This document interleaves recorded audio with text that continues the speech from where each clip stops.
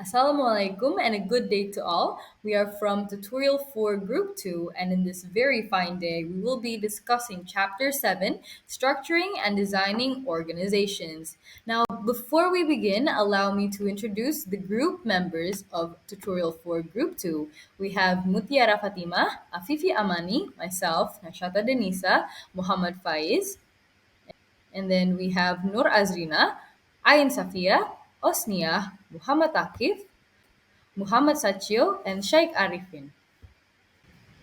In today's presentation, we will be focusing on three main highlights. Number one, we have the discussion questions, and then we have case application number one and case application number two.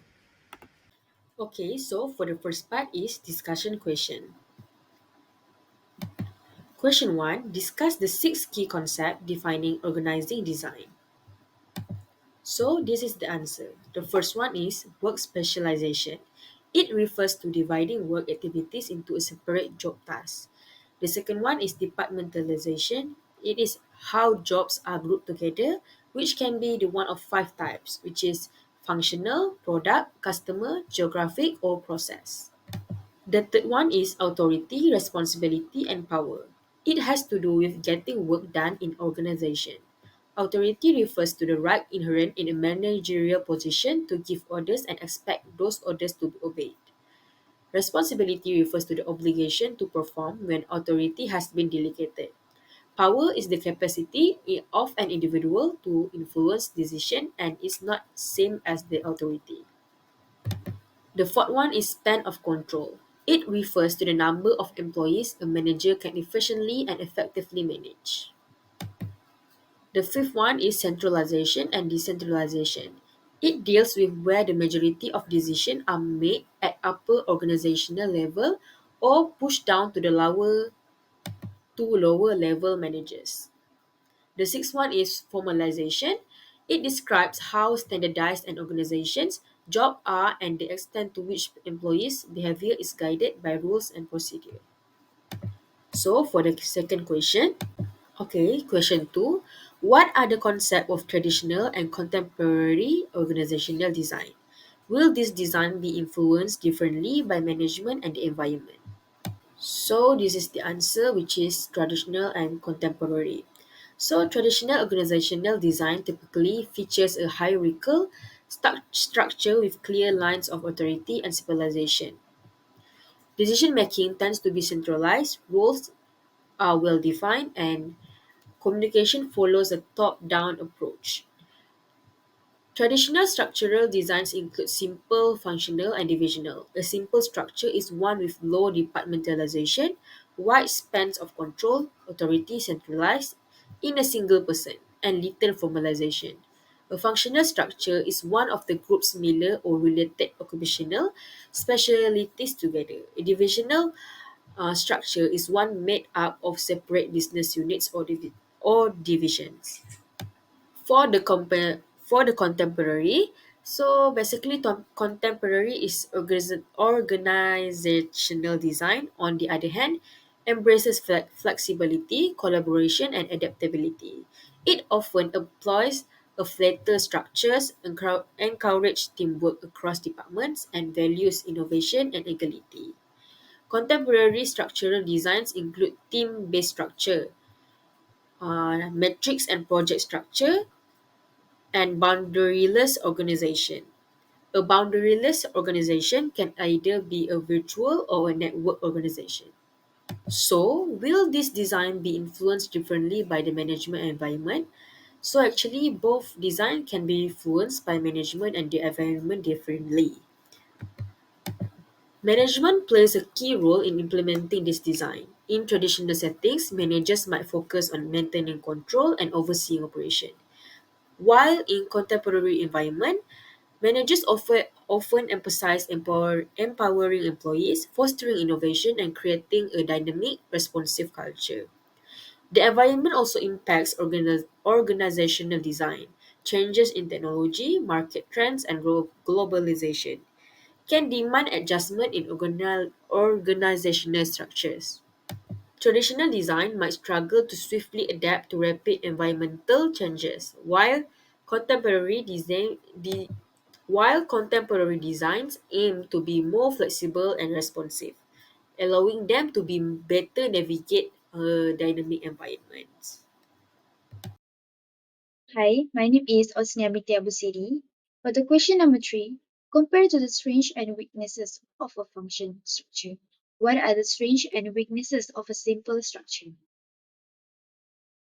Compared to the functional structure that focus on employee specialized tasks, simple structure strength the first one is flexibility and adaptability because they can respond quickly to changes in the market condition and external environment. For example, during COVID-19. Second one is cost efficiency. It can lower operating costs due to the lack of bureaucratic layers because of no hierarchical coordinations. And the last one is clear communication that tend to be clear and direct because of no management personnel. There are also weaknesses of simple structure. The first one is limited growth. Without management personnel, a leader can only hire a limited amount of employees. This can reduce the growth of the company. Second one is limited capability. Direct supervisions and counter exercise by top management may become impractical, and this can lead to the less effective of the structure. And the last one is dependency on the leader. If the leader is not competent or makes poor decisions, the entire organizations may be suffer. Question number four. Contrast the design of a boundaryless organizations and a structureless organizations. Explain the points of contrast with example. The first one is nature of boundaries. Boundaryless organizational that breaking down traditional barriers, encouraging collaboration across organizational borders, while structureless organization emphasizes the absence of formal hierarchy within organizations, allowing flexibility and individual autonomy to make decisions. For example, composed members from different functional areas can create more ideas and enhance innovations, while structureless, that organizational design allows teams and individuals to work. The second one is decision making. True boundaryless organizations that have freedom to make decisions because of across their departments, while structureless organizations that decision making and authorize often decentralize it. For instance, employees have sort of authority and the freedoms, while structuralists have often decision through via voting that actually can make employee become united. And the last one is communications. Through boundaryless organizations that have diverse, effective communications, while structuralists have more informal and direct. For instance, gorillas involving many teams and partners for communications to ensure seamless collaborations, while structures less reliance on established channels within a formal hierarchy to make communication with the top management. Question number five. Contrast mechanistic and organic organizations. Mechanistic organizations is actually centralized decisions, while organic is decentralized decisions. Centralized decisions means that decision making is takes place at upper level of organizations, while decentralized decision means that middle or low level of management provide input or making decisions. The next differences is clear hierarchy between departments for mechanistic, while organic loosely defined departments and hierarchy. Mechanistic have clear hierarchy. For example, organization can meet informal meeting or formal channels, while organic is that loosely defined departments as the hierarchy is not follow of the commands and it emphasizes wide span of control. And the third one is mechanistics actually specialize the task toward employee, which means that it can cultivate more idea and creative as the business is not rigidly structured, while organic is general task to employee, since that there is little or no specializations to the employee skills. And the last one is clear chain of commands for mechanistic organizations, which means that command, order, and structure are flow from the top to the bottom to obey and be loyal to superior and organizations, while organic is flexibility and capability of rapid change according to the situations that is suitable for quick decision making. For example, during COVID-19. Now, I will talk about case summary for case 1. To begin with, I think public image play an important part in terms of company sale. To prove my point, United Air received a backlash because of their strict dress code for their normal passengers. This undoubtedly led to a drop in sales for the company. Furthermore, customers' welfare has to be priority. Another bad PR image from United Air when a doctor had to be removed from his flight due to 4 of the employees wanted to take the flight. This incident went viral because another passenger had recorded the footage of Dr. Tao, the mentioned doctor, being dragged out of the plane. Dr. Tao eventually filed a lawsuit towards United Air. Moreover, the media and tabloids can be misleading. For example, a dog died because the owner decided to bring their pets into the flight and put it in overhead compartment. But this time, United Airlines defended themselves by saying that it is not their policy to put pets in the overhead compartments. Moving on, sometimes the employees can only do so much. As mentioned in the dog case, the employees were only following the orders that they were instructed. But all the backlash or the bad PR image had come because of the employees, which is quite unfair. Next, every company needs stricter rules and policy. Due to the cases that lead to bad PR image, companies needed to imply new and stricter policy for their customers to follow. This will decrease the probability of getting any more backlash and much easier job to handle customers. For number 6, better training for employees. United Airlines problems show that their staff need more training. This training should teach them how to handle various situations and make good decisions. It's not enough just to follow the rules. Employees also need to understand and how to deal with customers politely and effectively, especially when situations are unexpected or difficult. In addition, consistent rules for everyone. The issues at United Airlines point out the importance of applying rules the same way for all customers. It's confusing and unfair when different employees enforce rules differently. Everyone working at United should know the rules well and apply them the same way so customers know what to expect and they don't feel they are being treated unfairly. Moving on, listening to what customers say. These incidents highlight how important it is for companies to pay attention to their customers. When customers have a problem or complaint, the company should listen and try to fix it quickly. This is really important now that people can share their experience online. A small problem can become a big issue for the company's image. Good handling of tough situations. How United Airlines deal with these problems show that companies need to be really good at managing crises. They should be honest, show they care, and respond quickly when something goes wrong. This helps prevent small problems from becoming bigger and damaging the company's reputation. Lastly, finding a balance between rules and customer happiness. This incident suggests United Airlines was focusing too much on following rules and being efficient, but not enough on making sure customers were happy. It's important to have rules, but it's also important to make sure customers are having good experience. The company needs to find a balance between being efficient and making sure customers are treated well and feel valued. And that's it. Case summary for case 1. Now let's move on to the discussion questions.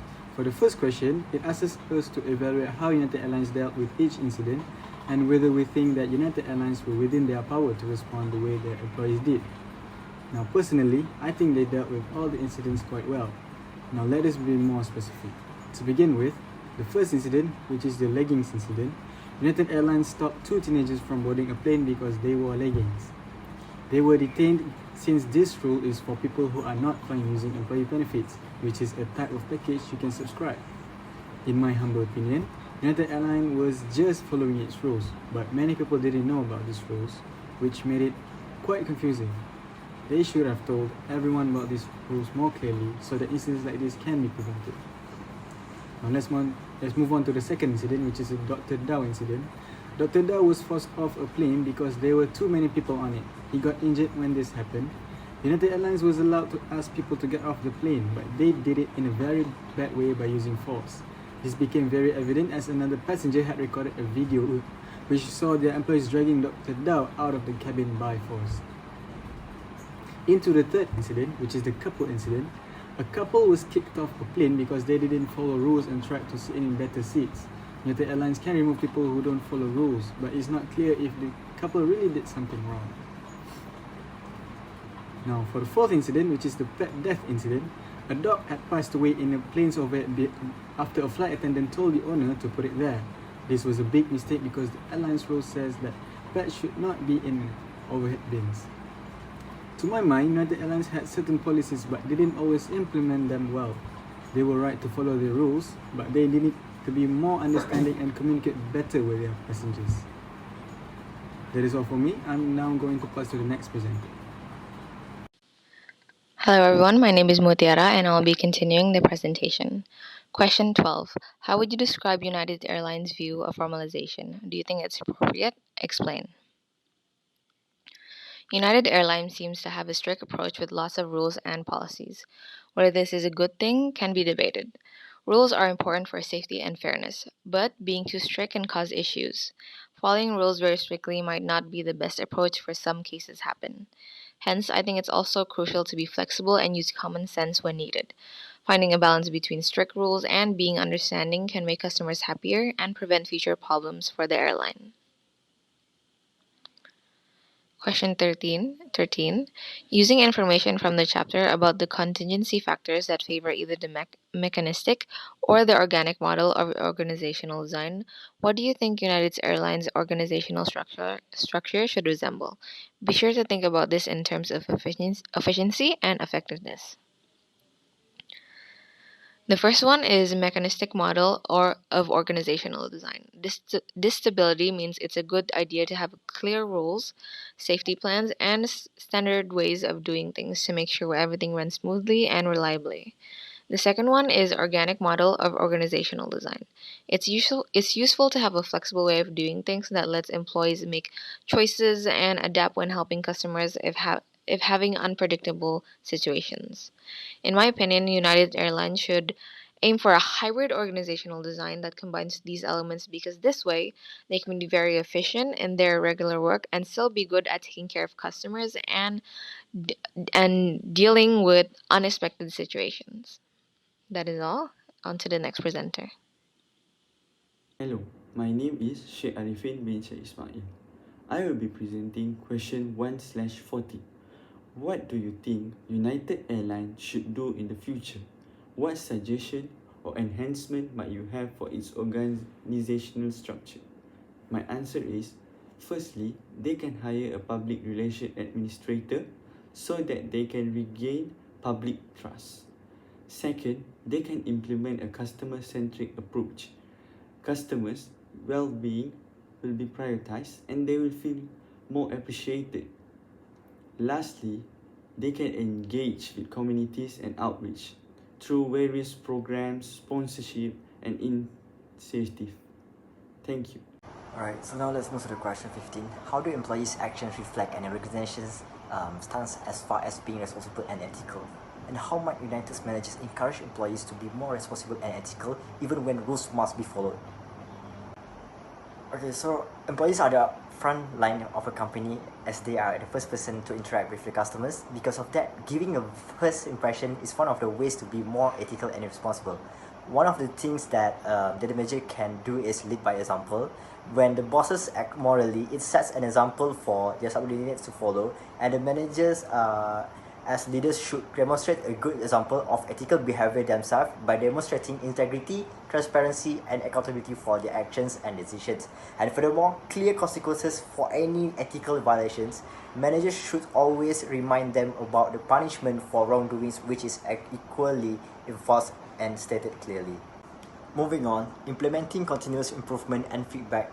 What managers can do is that they can seek input from staff members to pinpoint areas where ethical standards could be enhanced or implemented more successfully.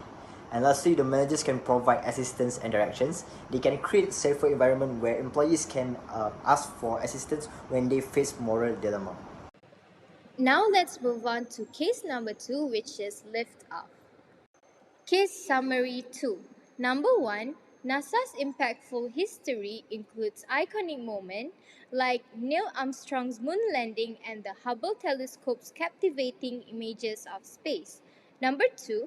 The agency's vision and mission prioritize reaching new heights in space exploration and advancing science and technology for the benefit of humanity. 3. The closure of the Space Shuttle program in 2011 led to a period of uncertainty for NASA, challenging its purpose and identity. 4. Despite this, NASA is forging a new path with ambitious goals, aiming to reach an asteroid by 2025 and land astronauts on Mars by 2030. 5. Managing the vast knowledge, resources, and complex technical aspects remains crucial for achieving their goals.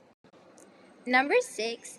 NASA's history reflects remarkable achievement such as multiple moon landings and the development of innovative spacecraft like the Space Shuttle.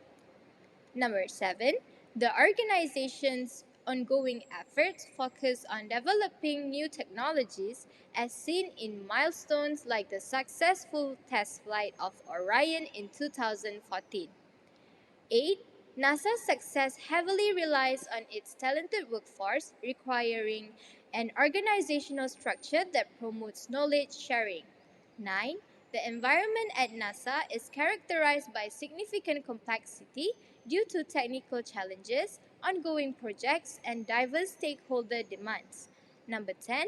Established in 1958, NASA has played a leading role in driving U.S. efforts in space exploration, showcasing a legacy of innovation and exploration. My name is Muhammad Satyardra with metric number S2157395. For this case, we'll be discussing four questions.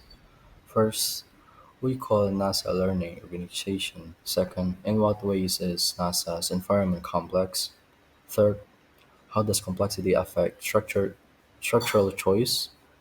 Fourth, using Exhibit 7 till 12, what suggestion would you make to managers of NASA about being a learning organization? First questions. Would you call NASA a learning organization? I would consider NASA a learning organization. My reasoning is because they are constantly learning more and more about the universe. They discover and learn things about how our planet and other works and how different things such as asteroids and moons affect how Earth and other planets operate within the universe. Second question. In what ways is NASA environment complex? NASA's environment is complex because it requires so much money and materials to discover new information. Quite often they discover things that are never expected. And because no one has ever gained the information on these things before, it requires so many different eyes and brains to understand what they are looking at. My name is Nashata Denisa, matric number 2305852, and I will be continuing the discussion questions for this case. So for question 718, how does complexity affect structure? Our group discussed that because NASA continues to grow in size and becomes more complex, the structure of organization is required to change in order to effectively coordinate and communicate efficiently. Managers also face things like managing effective work, which requires the development of formal structure, while tasks require structures, rules, and regulations in regards to how they go about doing the task. And now for question 719. What suggestions would you make to the managers at NASA about being a learning organization? So, our group discussed that without information, learning cannot happen, which is why employees should be encouraged to share knowledge with everyone as clearly and accurately as possible. Employees should also be encouraged and not be punished for experimenting and sharing gathered information. Employees that are in different departments should communicate with each other to clearly learn more about how each one works to potentially come up with a good idea. And lastly, leadership should organize different ideas and tests that have failed in order to avoid repeating already completed tests.